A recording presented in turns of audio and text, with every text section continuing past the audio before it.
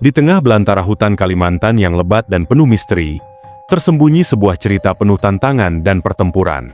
Prabowo Subianto, yang dahulu adalah seorang jenderal militer Indonesia dan terlibat dalam operasi Kopassus, memulai sebuah misi yang sangat berani. Misi tersebut berfokus pada perekrutan pasukan prajurit Dayak untuk menangkap seorang pemburu kepala bertopeng yang dikenal sangat sulit untuk ditangkap di Indonesia. Suku Dayak, yang terkenal dengan kemampuan tempur luar biasa serta hubungan kuat mereka dengan kekuatan mistis alam, menjadi kunci utama dalam usaha Prabowo untuk mengakhiri teror yang telah ditaburkan oleh sosok pemburu kepala bertopeng ini, yang telah membuat banyak desa merasa ketakutan.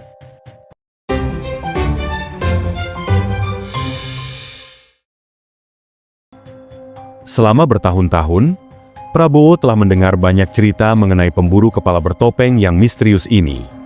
Sosok yang selalu berhasil menyamar dengan sempurna dan menebarkan teror kepada siapa saja yang berani melintasi jalurnya. Pemburu kepala tersebut dikenal dengan serangan yang sangat brutal terhadap desa-desa terpencil, meninggalkan kehancuran yang sangat mengerikan di setiap tempat yang disinggahinya. Meskipun pemerintah Indonesia telah menawarkan hadiah besar untuk siapa saja yang berhasil menangkapnya, sosok ini selalu berhasil meloloskan diri dan menghilang ke dalam kedalaman hutan yang tidak terjamah. Keberhasilannya melarikan diri berulang kali, membuat banyak orang semakin takut dan putus asa untuk menanggulanginya. Prabowo, yang merasa sangat geram dan penasaran dengan keberadaan pemburu kepala bertopeng ini, akhirnya memutuskan untuk bertindak. Ia ingin membawa sosok yang selama ini menjadi momok bagi banyak orang tersebut ke pengadilan, dan mengakhiri teror yang telah berlangsung lama. Dengan latar belakang sebagai seorang mantan jenderal dan berbekal pengalaman bertahun-tahun di medan perang, Prabowo menyadari bahwa untuk menangkap pemburu kepala yang sangat licik ini, ia membutuhkan bantuan dari suku Dayak yang dikenal memiliki keterampilan luar biasa dalam lacak dan bertempur di hutan. Suku Dayak, yang terkenal dengan kemandirian dan kewaspadaannya, tidak mudah mempercayai orang asing. Mereka adalah kelompok yang sangat menghargai adat dan tradisi, serta selalu berhati-hati terhadap orang yang tidak mereka kenal. Namun, meskipun begitu, Prabowo yakin bahwa ia bisa mendapatkan kepercayaan mereka. Ia percaya bahwa jika ia bisa meyakinkan mereka akan urgensi dan pentingnya misi ini, para prajurit Dayak akan bersedia bergabung dalam perjuangan untuk menangkap pemburu kepala bertopeng itu. Perjalanan Prabowo menuju wilayah Dayak tidaklah mudah. Ia harus menghadapi berbagai tantangan, mulai dari cuaca yang terik dan melelahkan, hingga gangguan serangga-serangga yang terus mengganggu sepanjang perjalanan. Medan yang sangat sulit dan penuh dengan bahaya menjadi rintangan besar lainnya. Namun, tekad Prabowo untuk menyelesaikan misi ini begitu kuat, dan ia terus melangkah maju meskipun banyak kesulitan yang dihadapi. Ia menyadari bahwa tanpa bantuan dari suku Dayak, ia tidak akan memiliki banyak peluang untuk mengungkap keberadaan dan menangkap pemburu kepala bertopeng yang telah lama menjadi ancaman. Setelah berhari-hari menempuh perjalanan yang sangat melelahkan, Prabowo akhirnya tiba di sebuah desa yang dihuni oleh para pendekar Dayak. Desa tersebut terletak di tengah hutan yang rimbun, dikelilingi oleh pepohonan tinggi yang menjulang. Orang-orang Dayak menyambut kedatangannya dengan rasa ingin tahu, namun juga dengan sikap hati-hati. Mereka penasaran dengan tujuan kedatangan Prabowo yang berani datang untuk mencari mereka. Prabowo kemudian berbicara kepada para tetua desa dan menjelaskan tujuan utamanya, yaitu untuk menangkap pemburu kepala bertopeng yang telah menciptakan begitu banyak ketakutan di kalangan masyarakat dan membawanya ke pengadilan. Para tetua desa mendengarkan dengan penuh perhatian, meskipun ekspresi wajah mereka tetap datar dan sulit untuk dipahami. Setelah beberapa lama mempertimbangkan, mereka akhirnya memutuskan untuk memberi izin kepada Prabowo untuk menyampaikan maksudnya kepada majelis yang lebih besar. Dengan rasa percaya diri yang tinggi, Prabowo berdiri di hadapan mereka dan mulai berbicara dengan suara yang tegas dan penuh keyakinan. Ia menceritakan tentang kejahatan-kejahatan yang telah dilakukan oleh pemburu kepala bertopeng itu, bagaimana orang-orang tak berdosa yang hanya ingin hidup damai telah kehilangan nyawa mereka akibat kekejamannya.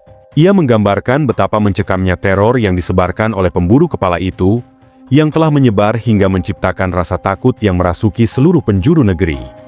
Para prajurit Dayak mendengarkan dengan seksama tanpa memberikan reaksi apapun. Wajah mereka tetap datar, tanpa menunjukkan tanda-tanda persetujuan atau penolakan.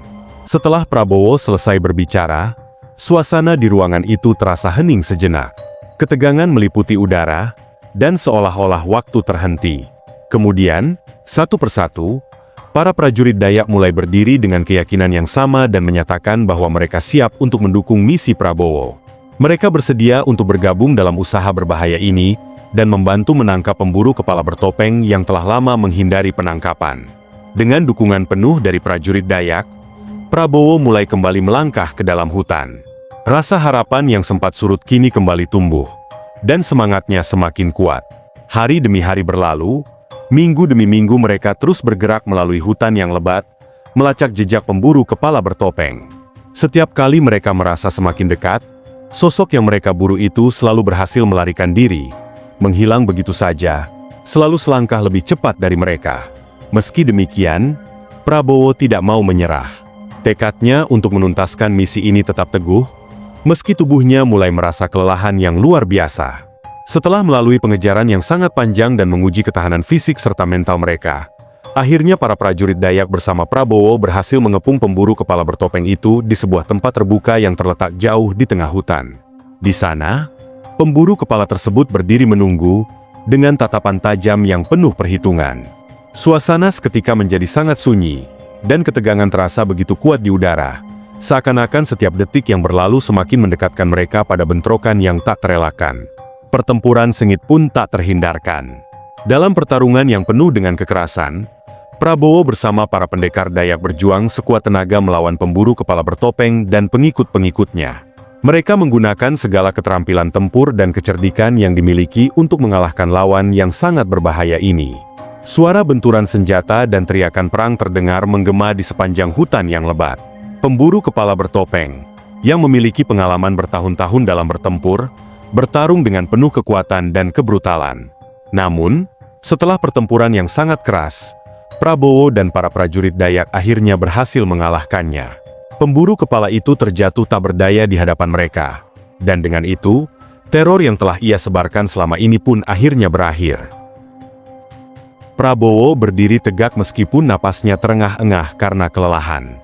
Para prajurit Dayak mengelilinginya, merayakan kemenangan mereka dengan penuh kebanggaan.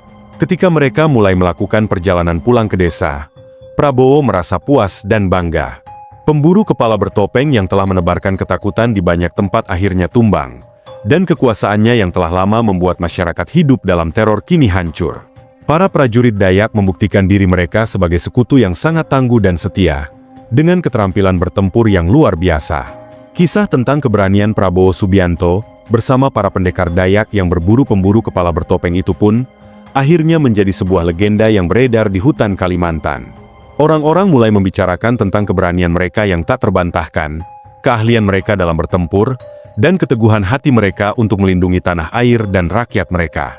Prabowo, yang kini dipandang sebagai pahlawan oleh suku Dayak, menyadari bahwa di hutan yang begitu lebat dan penuh misteri ini, ia telah menemukan sekutu yang sejati, yang tak hanya dapat diandalkan, tetapi juga dihormati dengan penuh rasa saling percaya. Beberapa waktu yang lalu, setelah Prabowo Subianto resmi dilantik menjadi Presiden Indonesia, isu mengenai penangkapan beberapa tersangka dalam kasus korupsi mulai mencuat ke permukaan. Komisi Pemberantasan Korupsi, KPK, terus berupaya keras untuk memberantas praktik korupsi yang masih marak terjadi di berbagai daerah dan instansi pemerintahan. Salah satu cara yang dilakukan adalah dengan menahan sejumlah pejabat yang diduga terlibat dalam kegiatan korupsi.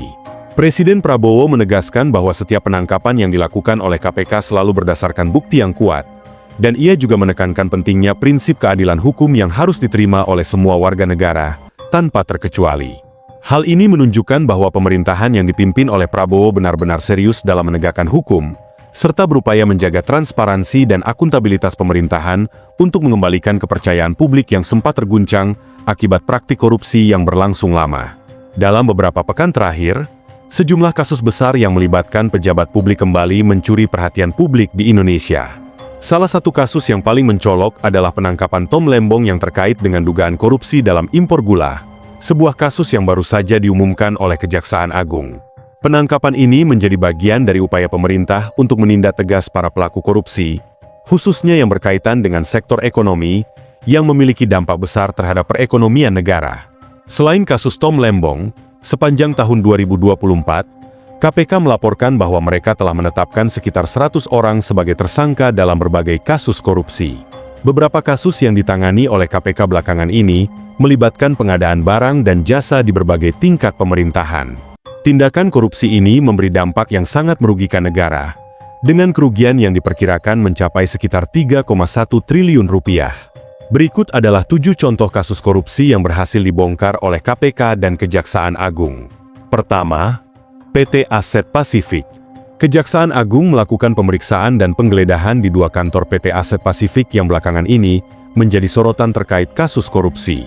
Dalam operasi tersebut, Kejaksaan Agung berhasil menyita uang tunai hampir 1 triliun rupiah yang diduga berasal dari praktik korupsi yang melibatkan Duta Palma Group. Dalam kasus ini, hanya 1 orang yang berhasil ditangkap sebagai pelaku. Kedua, kasus korupsi dana desa. Tidak hanya pejabat tinggi, bahkan seorang kepala desa dan sekretaris desa di Talang Renah, Kecamatan Air Besi, Kabupaten Bengkulu Utara, juga terjerat dalam operasi tangkap tangan. Mereka diduga terlibat dalam penyalahgunaan dana desa yang nilainya mencapai 780 juta rupiah. Kedua pelaku ini telah ditangkap dalam kasus tersebut. Ketiga, kasus Ronald Tanur. Kejaksaan Agung menangkap 3 hakim Pengadilan Negeri Surabaya yang memberikan vonis bebas kepada Ronald Tanur, serta pengacaranya, Lisa Rahmat, dan seorang mantan pejabat Mahkamah Agung, Zarof Richard. Kelima orang yang terlibat dalam kasus ini telah ditetapkan sebagai tersangka. Keempat, korupsi terkait proyek tol Padang Pekanbaru. Sebanyak 12 pejabat dari ASN ATR BPN ditangkap oleh Kejaksaan Tinggi Sumatera Barat karena terlibat dalam dugaan korupsi terkait pengadaan lahan untuk proyek pembangunan tol Padang Pekanbaru. Negara mengalami kerugian sebesar 27 miliar rupiah akibat korupsi ini. Kelima, PT Antam. Kejaksaan Agung menetapkan 6 orang sebagai tersangka dalam kasus korupsi di PT Antam Indonesia. Para tersangka ini diduga memproduksi logam mulia secara ilegal, dengan jumlah mencapai 109 ton emas yang diproduksi tanpa izin resmi. Keenam, korupsi dana hibah NPCI.